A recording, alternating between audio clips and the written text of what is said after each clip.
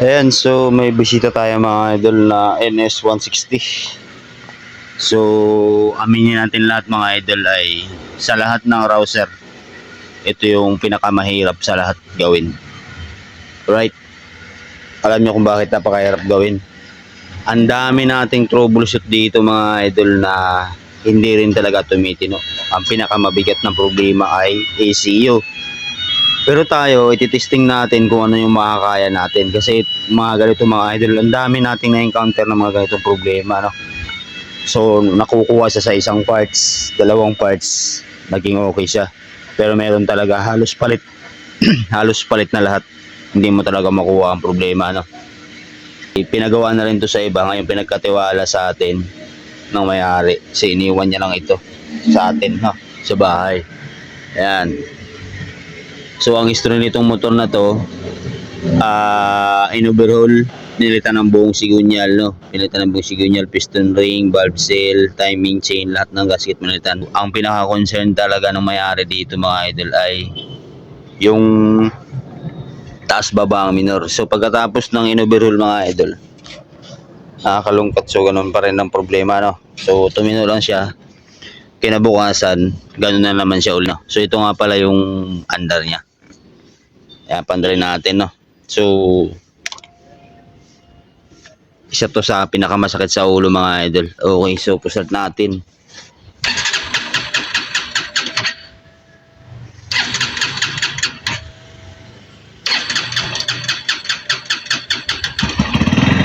Ayan.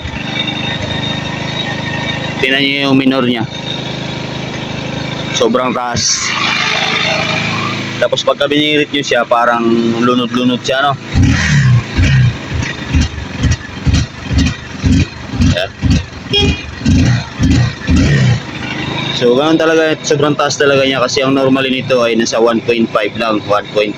Hindi na siya abot ng 2. So, ito yung pinaka-concern ng may-ari.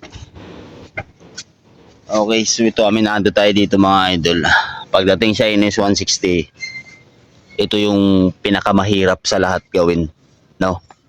Kasi halos lahat na dito ay ginawa na. Kaya lang hindi pa rin talaga tumitino, no? So hindi natin sinisisi yung mga unang gumawa kasi alam ko kung gaano kahirap ang gumawa ng NS160. Troubleshoot muna natin, no, bago tayo magpalit ng parts. So ganoon naman madalas ang ginagawa natin mga idol. Hindi tayo agad-agad nagpapalit ng parts hanggat di natin talaga makikita yung problema.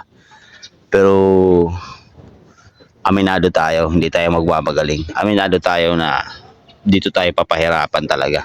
Kasi marami akong NS160 na ginawa talaga mga idol, no. Tumitulo lang siya una, pangalawang araw, pangatlong araw wala na.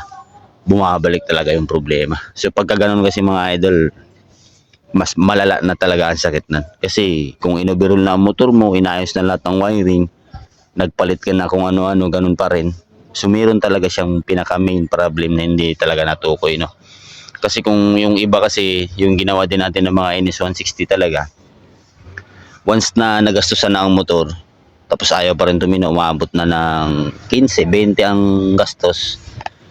So kahit ako naman na may-ari ng motor, parang madidismaya ako. So ang ginagawa ng iba is pa-parts out na, diba? So ito, tatry natin kung anong makakaya natin.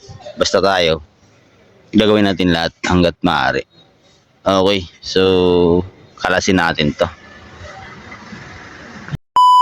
Ayan mga idol, no, so ito na yung NS160. So kinalas na natin siya at nilagay na rin natin yung bagong ignition coil. Tapos yung sa stepper motor, ayan, bago na rin yan. So sana tumino ka na. Ayan, tapos problema ito mga idol, yung block niya kasi talaga palang ang laki na ng kayod nito. Ayan, ang lalaki, no, lalim, no. Makikita nyo naman dito sa mismong piston, yan. Yan. So mamaya abuhin natin to. Tapos ang pinaka problema pa, ayan, no, yung intake pipe niya wala nang o-ring. So malimit pag mga ganito, singaw ito. So pawala-wala ang minor, no, minsan namamatay. Mandar, minsan namamatay. Diba? Yan yung problema niya. Okay. So yun lang, no, ayusin lang natin, palitan natin ng piston. Yan, NS160. Ayan, so ito yung NS160 mga idol, no. Ito na yung ginawa natin na aminin natin talagang pinasakit ang ulo natin dito, no.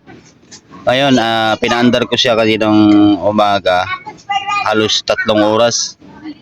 So, hindi naman nagbago ang minor niya. Tapos, inikot-ikot na rin natin siya dito. Tingnan natin kung magbabago pa rin yung minor niya. Hindi naman siya nagbago, ano. Tapos ito, gabi na, ayan, madilim na, oh. So, testingin na naman natin siya. So, hindi pa natin yan napandar, no. Tingnan natin kung magbabago. Kasi ito, ang pinakasakit talaga nito pagka kinabukasan or di kaya pag malamig ang makina, tumataas yung minor. Ngayon, tinisting natin kanina yung mainit, hindi naman siya nagbago. Ngayon, tatry na naman natin siya kung nagbago na naman siya. Kasi, problema talaga ito pagka nagbago, no. Ayan. So, hindi ko kasi nire-release talaga sa may-ari hanggat hindi tumino, no. So, kung ano ng paraan ang ginawa ko, wala halos lahat na, kinalikot ko na. So, ito, susi natin. Tingnan natin kung babago to. Start natin. Yan. So, ayan, so stable na naman yung minor niya, no. So, ngayon na natin siya pinaandar. Ayan, oh, kahit kapayan na, ang lamig niyan. Yan. Pero hindi pa rin natin tinatanggal yung yung baka magkaroon pa siya ng problema kasi isa nga to sa pinakamahirap gawin, no. Suko na ako dito pagka bumalik pa rin ang problema nito. Suko na talaga ako dito. Ayan, so okay na naman siya, oh. Ayan, oh.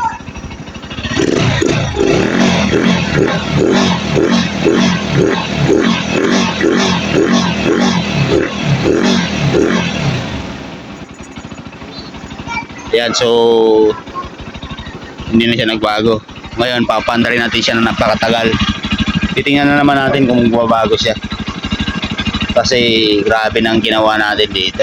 Sakit na rin ang ulo ko, so ilang araw na rin dito sa akin. Pabalik-balik ang problema, no, kung ano-ano pinagagawa natin, pabalik-balik ng problema. So meron lang talaga tayong ginawa dito na na paraan para kung in case na hindi tayo magpapalit ng parts, no. So yan, hindi naman siya nagbago na. Bisa kanina pinandar natin kasi dati talagang grabe ito, yumuyog-yug talaga ang andar nito. So ito yung pinakasakit ng NS 160. So nakatikim ako dito ng pagkadala talaga, mga idol, sa Rouser na to, sa NS na to. So okay na naman siya, oh. Yan. So papakaramdaman natin kung hanggang kailan. Okay. Ayan, so umaga na naman, mga idol, no. Ayan, so ito yung NS160 na ginawa natin. So ito na naman, pandarin na naman natin siya. Kasi pang ilang araw na to, siguro mga 5 days na to dito sa atin, no. So inoobserbahan ko siya ng inoobserbahan. So kagabi pinaandar natin siya, hindi naman na nagbago ang minor niya. So ito na naman, umagang-umaga, yan, kagigising lang natin. Kasi pag bumalik pa talaga ang problema nito, mga idol, nasuko na ako dito. Okay. Kasi ang hindi ko na lang nagawa dito ay palitan ng ECU. Okay. So lahat ng wiring, lahat ng klaseng wiring ginawa na natin dito. Lahat ng mga troubleshoot dito. Voltage, continuity, resistance, lahat na. Inayos na natin, no. So meron tayong talagang problema na nakita, pero siyempre unang-una iniisip din natin yung malaking gastos na may-ari kasi medyo malaki na rin talaga ang ginastos dito, mga idol, no. So pagka nag-suggest pa ako na palitan ng parts to, baka pa-parts out na to kasi ang pinaka nakita kong problema ay ECU. Pero ayan, po-start natin. Susi.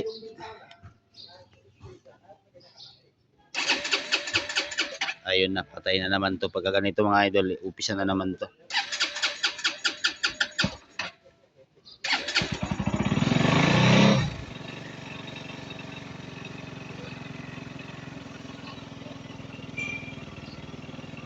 Ayan.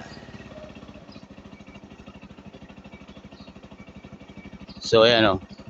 Dapat ganito lang talaga ang minor niya. Yan, umagang umaga yan.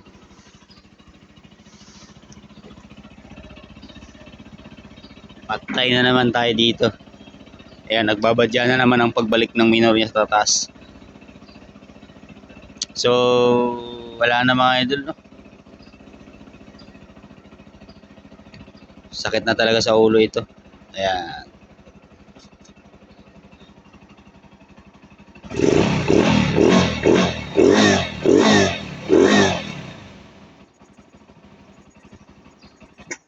Ayan, namamatay siya.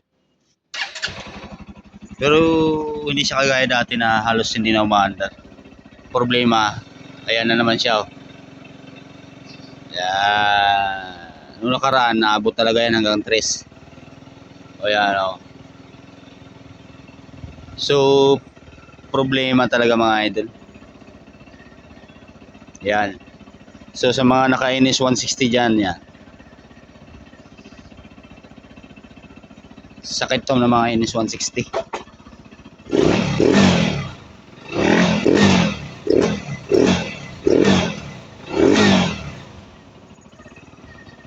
Yan. Bababa na naman siya.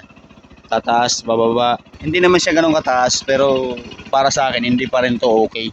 Kasi possible kasi dito mga idol, no, katagalan mong gamit nito or di kaya i-stack mo tong motor na to, baka hindi mo na mapa-under to kasi bibigay talaga ang ECU pag mga ganito ang problema. So bumabalik pa rin yung sakit niya talaga. So yun, nakakalungkot. So ganun pa rin, bumabalik pa rin ang problema. O sakit talaga sa ulo mga idol. Ayan, so yun nga mga idol, no, nakakalungkot kasi kung ano na ginagawa natin, grabe ng troubleshoot ng ginawa natin. So bumabalik pa rin yung sakit. So may naisip ako na paraan para kahit papaano hindi muna siya bibili ng ECU. So first time ko lang ginawa sa mga inis 160 to, no, sa mga taas baba ang minor or di kaya laging nakataas ang minor.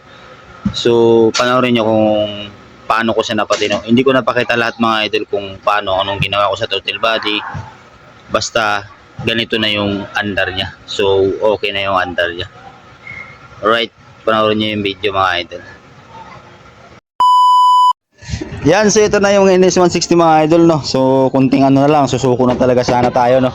So meron lang tayong mga ginawa dyan. Dami nating mga ginawa dyan, no, sa ilalim, no. Kasi hindi na natin nilagay yung air cleaner kasi pag nilagay natin yung air cleaner, sobrang taas ng minor. Nasanay kasi ito sa dati na open pipe. So ito naman, ay grabe na rin talaga. So pasuko na rin talaga ako dito, pero yung may-ari talaga hindi pa siya sumusuko. Kaya hindi na rin tayo sumusuko. Yun, paanda rin natin. Hindi na siya tumataas. Ayan o. Mga nakaraan, minsan 2, 3, 4. Sobrang taas. Ngayon okay na siya. Hindi naman siya na wala namang bitit. Malakas eh, oh. Yan, so pero ito mga idol, papagamit mo natin sa may-ari kung talagang may magbago. So naka-ready naman na yung panghanda namin pang ECU mga idol, no. Kasi abnormal talaga yung supply ng sensor nito mga idol galing sa ECU. Meron kasi itong resistance mga idol na may mataas, minsan nawawala kaya siguro nagluloko. Pero may ginawa tayo dito sa throttle body niya para bumagay muna yung gas dun sa hangin. Kaya ganito na siya ngayon. Kumbaga ginawa muna natin siya ng paraan. Nawala na rin yung knocking. Kasi yung piston niya sobrang laki ng gas-gas. Ayan. So ngayon naman ng mga idol, hindi na mamumblema yung may-ari nito sa taas ng minor. Ang problemahin na naman dito sa pagbagsak naman ng RPM, no. Kasi yung sa butas ng stepper motor, binawasan natin siya ng konti, kumbaga tinakpan natin siya ng konti para hindi siya magwawala kasi nagwawala siya. So, habang nagre-ready si bossing ng pambili ng na ECU na kahit sa second hand lang. Kasi pag mahal masyadong masakit na. Yung gastos nito mga idol, pwede na bumili ulit ng isang NS160. Putik na yan. So nagkataon lang talaga. Wala pang isang linggo, di ba? Yung Yung paggamit mo, hindi nga umabot. tapos grahe na naman sa bahay. Grahe na naman sa bahay. So puro gastos lang nangyari, no, hindi pa napapakinabangan yung motor. Kaya ito, ginawan lang natin muna ng paraan. Ito naman makakatakbo na to, wala naman nagbago sa andar. So papaobserbahan pa rin natin ni sir pagka umaga, pagka pinaandar niya, no. Okay, so yun lang, NS160. Muntik na tayong sumuko dito.